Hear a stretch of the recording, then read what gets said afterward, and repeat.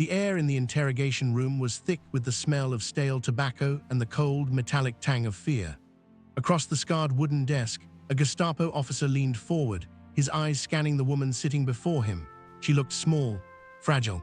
Her coat was slightly worn at the sleeves, and her hands trembled just enough to be convincing. To the officer, she was a non-entity, perhaps a distraught wife or a confused courier caught in the wrong district after curfew. He saw a housewife who had wandered into a war she couldn't possibly understand. He sighed, checked a box on a clipboard, and signaled for the guards to show her the door. He told her to go home and stay off the streets. He even offered a patronizing smile. As she stepped out into the gray light of occupied Marseille, she didn't look back. She couldn't. If she had, he might have seen the sudden, chilling clarity in her eyes. That ordinary woman had just walked out of the lion's den with the names of 3,000 secret agents tucked into her memory and the coordinates for a British arms drop burned into her mind. The Gestapo had just released the most dangerous woman in France. If you enjoy deeply human war stories like this, consider subscribing. To understand how the most sophisticated intelligence network in occupied Europe was run by a woman the Nazis dismissed as a distraction, we have to look at the wreckage of 1940. France hadn't just been defeated, it had been shattered. The impenetrable Maginot Line had been bypassed, the government had fled, and the swastika flew over the Eiffel Tower. For most, the war was over. For Marie-Madeleine Fourcade, it was merely an administrative shift. She wasn't a soldier, and she wasn't a politician. She was a young mother from a privileged background, but she possessed a mind that functioned like a Swiss watch, precise, cold, and relentlessly logical. While the men in the French High Command were weeping over signed armistice papers, Marie-Madeleine was already thinking about logistics. She knew that the German occupation wasn't just a military presence, it was a machine, and every machine has a weak point. She began to build what would become known as Noah's Ark. It was a code name born out of a necessity for total secrecy. Each agent was given the name of an animal. There was tiger, wolf, eagle, and shark. Marie-Madeleine chose hedgehog, a creature that looks harmless until you try to crush it. This wasn't just a clever naming convention, it was a psychological shield. By stripping away their human names, she made them harder to break under interrogation, and more importantly, she made them invisible to a German high command that was looking for great men of the resistance. They were looking for disgruntled generals and former ministers. They weren't looking for the quiet shopkeeper, the board secretary, or the woman feeding pigeons in the park. The pressure in those early months was suffocating. Every street corner held a potential informant. Every shadow felt like a trap. The Gestapo, led by men who prided themselves on their clinical understanding of human weakness, operated on a singular assumption that the French were a broken people who only respected power. They looked for the loud voices, the agitators, the men with dirt under their fingernails and fire in their eyes. They completely ignored the soft-spoken woman sitting in the cafes, listening to the gossip of German officers who thought she didn't speak a word of their language. They ignored the way she organized a courier system that used knitting patterns to hide troop movements. This was the first great failure of the Nazi occupation, the arrogance of believing they knew who their enemy was. Moments like this changed history, hit like, so this story reaches more people. By 1942, the hedgehog was no longer just collecting gossip. Her network had expanded into a sprawling subterranean government. They were mapping every inch of the Atlantic Wall, the massive series of coastal fortifications the Nazis were building to prevent an Allied invasion. Think about the sheer scale of the risk. To map a bunker, you had to stand in front of it. You had to measure it. You had to note the caliber of the guns and the thickness of the concrete.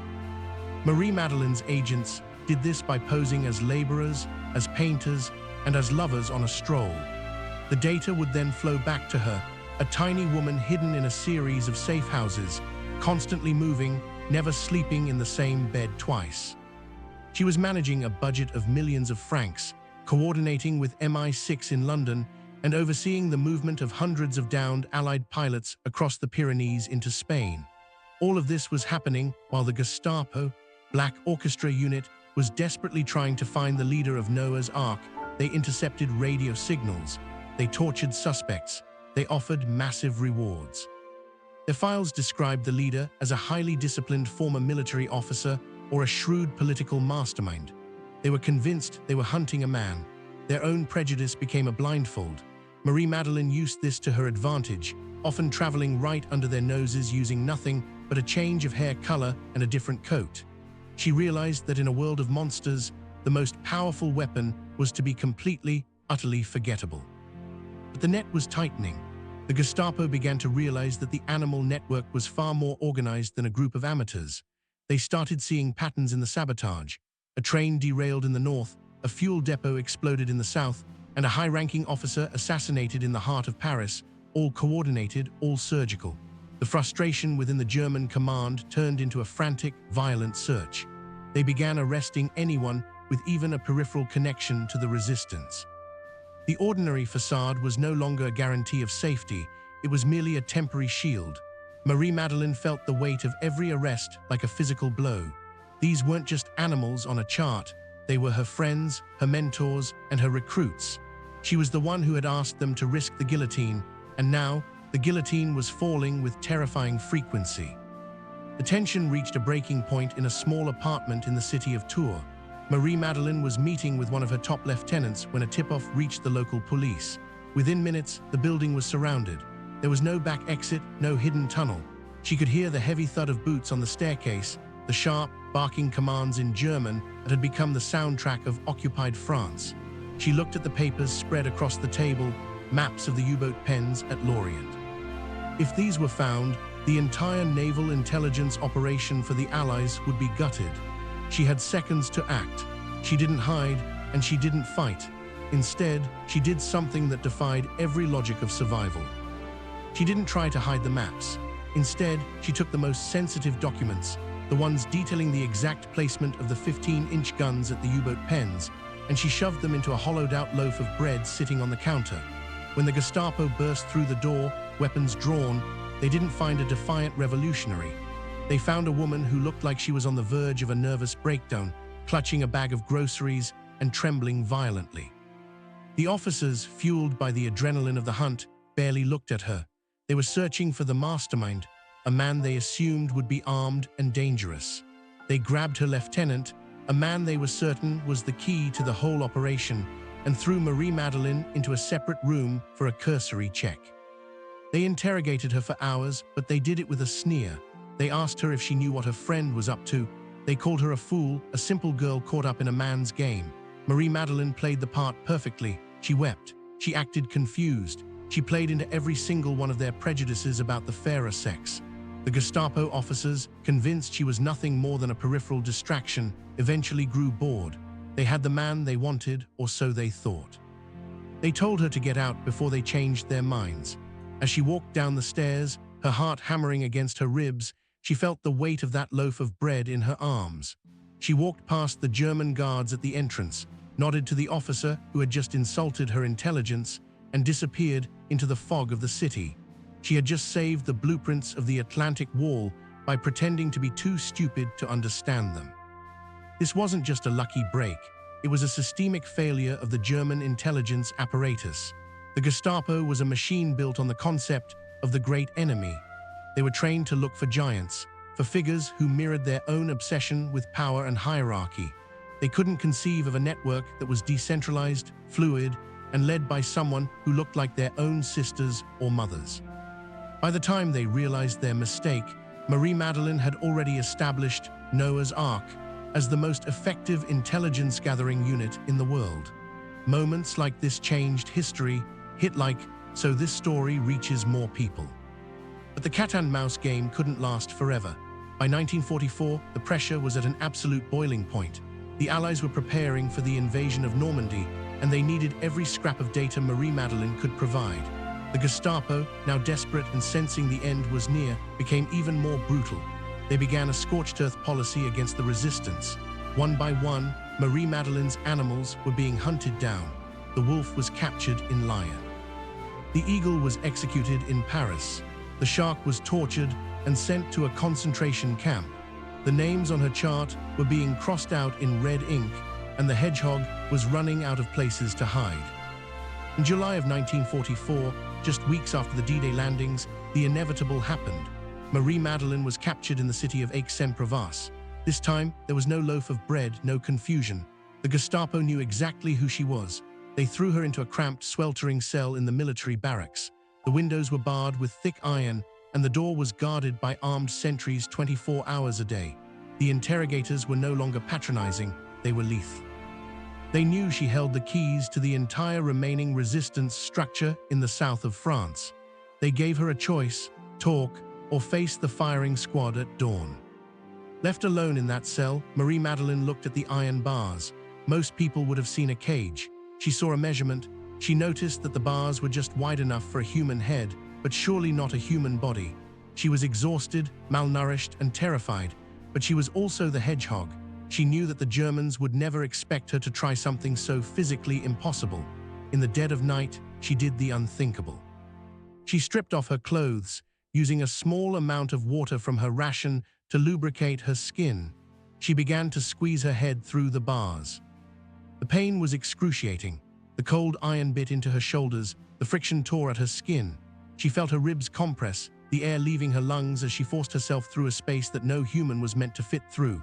It was a slow, agonizing process of inches. Every time she heard a guard's footstep in the corridor, she had to freeze, suspended in midair, her body half in and half out of a second-story window. For hours, she fought her own anatomy. It was a literal struggle between the will to survive and the physical reality of her confinement. When she finally tumbled out onto the roof below, she was bleeding and nearly naked, but she was free. She navigated the rooftops in the dark, found a sympathetic doctor who hid her in a laundry van, and within 48 hours, she was back in command of her network. The Gestapo's reaction when they found an empty cell the next morning was one of pure, unadulterated disbelief. They searched the room for tools, for saws, for signs of outside help. They couldn't find any. The idea that a woman had simply willed herself through the bars was so humiliating to their sense of order that they initially tried to cover it up. They told their superiors she must have had help from a guard. They couldn't admit that they had been outplayed, once again, by the very person they had dismissed as insignificant. As the Allies pushed deeper into France, the intelligence provided by Noah's Ark became the blueprint for the liberation. The 55-foot map her agents had painstakingly created, detailing every bunker, every machine gun nest, and every minefield along the coast, was credited by Allied commanders as having saved thousands of lives on the beaches of Normandy. Marie-Madeleine Fourcade had turned the Gestapo's own arrogance into their greatest strategic liability. She had proven that in the shadows of war, the most dangerous weapon isn't a gun or a bomb. It's the person the enemy refuses to see. Share this story with someone who thinks WWII outcomes were inevitable. The war was ending, but for Marie-Madeleine, the cost was becoming unbearable. The liberation of Paris brought parades and cheers, but for the leader of Noah's Ark, it brought a ledger of the dead. Out of the 3,000 agents she had commanded, hundreds had been executed. Many had disappeared into the night and fog of the German camp system, never to be heard from again. She had spent years treating her agents as animals to keep them safe, but now she had to face the human reality of their sacrifice. She began a new mission, one that was perhaps even more difficult than the war itself: finding the survivors and honoring the fallen. The war didn't end with a signature on a piece of paper for Marie-Madeleine. It ended with a stack of telegrams that never came back. While the rest of the world was dancing in the streets of liberated capitals, she was walking through the silent, skeletal remains of concentration camps. She wasn't looking for medals or political appointments. She was looking for her animals. She traveled across a broken Europe, from the ruins of Berlin to the mass grave in the French countryside, trying to piece together the final moments of the men and women who had served under her. Of the 3,000 agents in the Noah's Ark network, over 500 had been executed or died in captivity. She felt the weight of every single one of those lives. To the world, they were heroes of the resistance. To her, they were the people who had trusted her with their lives when the world had gone dark. The Gestapo's failure was complete, but the cost of that failure was paid in French blood.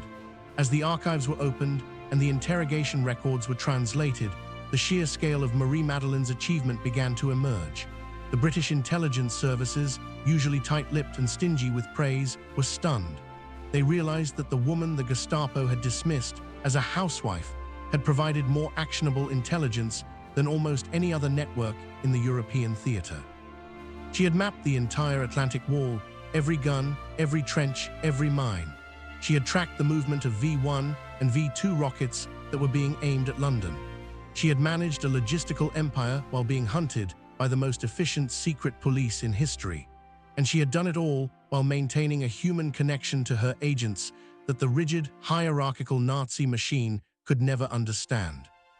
In the years following the war, Marie-Madeleine Fourcade did something perhaps even more remarkable than her wartime service. She refused to let her story be co-opted by politicians. When General de Gaulle and other leaders began crafting the official history of the resistance, a history that often focused on grand military gestures and male bravado, Marie-Madeleine focused on the survivors. She became the president of the Committee of Resistance Actions and spent the rest of her life ensuring that the widows and orphans of her agents were taken care of. She didn't want to be a symbol, she wanted to be a witness. She wrote her memoirs, titled L'Arche de Noé, not to aggrandize herself, but to name the names of those the world was already beginning to forget. She wanted people to know that the liberation of Europe wasn't just won by armies on beaches, but by ordinary people who refused to look away. History has a strange way of smoothing over the sharp edges of the past. We like to think of World War II as a series of inevitable maps and arrows, a clash of industrial titans where the outcome was decided in factories and war rooms. But the story of Marie-Madeleine Fourcade reminds us that history is actually made in the quiet moments of individual choice. It's made in an interrogation room where a woman decides to look ordinary. It's made in a prison cell where a person decides that the bars of their cage are not the limit of their freedom. The Gestapo let her walk free because they were looking for a monster that looked like them, arrogant, loud, and obsessed with power. They never realized that the most dangerous person in the world is the one who has nothing left to lose but their honor. When Marie-Madeleine passed away in 1989, she was the first woman to be given a funeral at Les Invalides, the final resting place of Napoleon and France's greatest military heroes. It was a moment of profound irony. The woman who had spent the war trying to be invisible was finally being seen by the entire nation. But even then, as the bugles played and the flags lowered, those who knew her story felt that the greatest tribute wasn't the ceremony itself. It was the fact that because of her, thousands of people who would have died on the beaches of Normandy or in the streets of Paris had lived to see their own children grow up. She had been the hedgehog, small, overlooked, and prickly, but she had held the line when the giants had faltered. Her legacy isn't just one of espionage or military strategy. It's a psychological lesson that remains terrifyingly relevant today. It is the story of how institutional arrogance can be a fatal flaw. The Nazis lost because they couldn't conceive of a world where they weren't the smartest people in the room. They couldn't imagine that a woman they viewed as a distraction was actually the architect of their downfall. Marie-Madeleine Fourcade didn't just run a resistance network. She ran a mirror up to the face of her enemy and showed them their own blindness. Share this story with someone who thinks WWII outcomes were inevitable. The next time you see a statue of a great general or a monument to a famous battle, remember the animal network. Remember the shopkeepers, the secretaries, and the mothers who carried the secrets of the world in their grocery bags. Remember the woman who squeezed through the bars of a cell because she knew that as long as she was free, the resistance would never die. The Gestapo thought they were the masters of the world, but they were defeated by a woman they thought was too ordinary to care about. They never realized that in the end, it's the people they ignore who eventually write the history books.